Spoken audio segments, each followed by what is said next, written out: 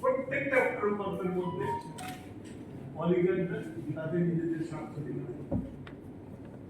আমি এই ঢাকাতে আপনাদেরকে একটা এক্সাম্পল দিতে চাই। ঢাকাতে আন্ডারগ্রাউন্ড কেবল, সে আন্ডারগ্রাউন্ড কেবল করার জন্য আপনার, আমি এক্সাক্ট নাম্বারটা ভুলে গেছি, 65 না 60টা সাবস্টেশন করার কথা। সেই প্রকল্পে বলা হয়েছে যে 2041 সাল পর্যন্ত আর কিছু করতে হবে। সেই প্রকল্প 20,000 কোটি টাকার প্রকল্প। আপনার মাটির নিচে যে তারগুলো নিয়েছে, সাধারণত মাটির নিচে তারগুলো নিয়ে চাকরি করে নিচ্ছে, এটা জাস্ট মাটির ফেলে দিয়ে গর্ত করে মাটিগুলো ফেলে দিয়ে মাটি করে রাখছে। এখন ডাক্টিং না থাকলে আপনার যদি কোনো সময় এই লাইনে ফল্ট হয়, তাহলে এটা বের করতে হলে এই 1-2 কিলোমিটার পর্যন্ত গর্ত করতে গর্তের বের করতে এই আন্ডারগ্রাউন্ড কেবল ফল্ট। এই যে চুলাশি, এই যে অপচয় প্রজেক্ট,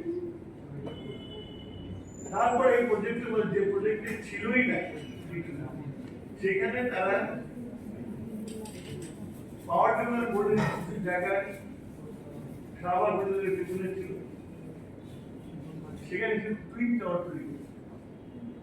ডিপিটিসি একটা অর্গানাইজেশন, আমার একটা অর্গানাইজেশন, যে অর্গানাইজেশন কপি করতে পারে না, ভর্তুকি দিয়ে চলে, তার ঘাড়ের উপরে টুইন টাওয়ার লাগিয়ে দিয়েছে।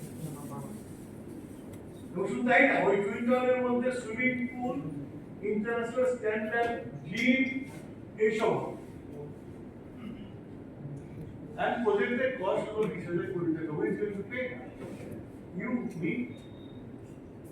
এই 20,000 কোটি টাকার প্রকল্পে প্রকল্প শেষ হয়ে গেছে, পেমেন্ট শেষ হয়ে গেছে, প্রকল্প শেষ হয়ে গেছে। এখন এই প্রকল্প শেষ করতে যে এক্সট্রা টাকা লাগে আমাদের একটা প্রশ্ন যে অ্যাপে লাগে নাকি আমার টাকা? প্রবলেম হয়ে গেছে আপনার। এখানে যে 65টা সাবস্টেশন ছিল,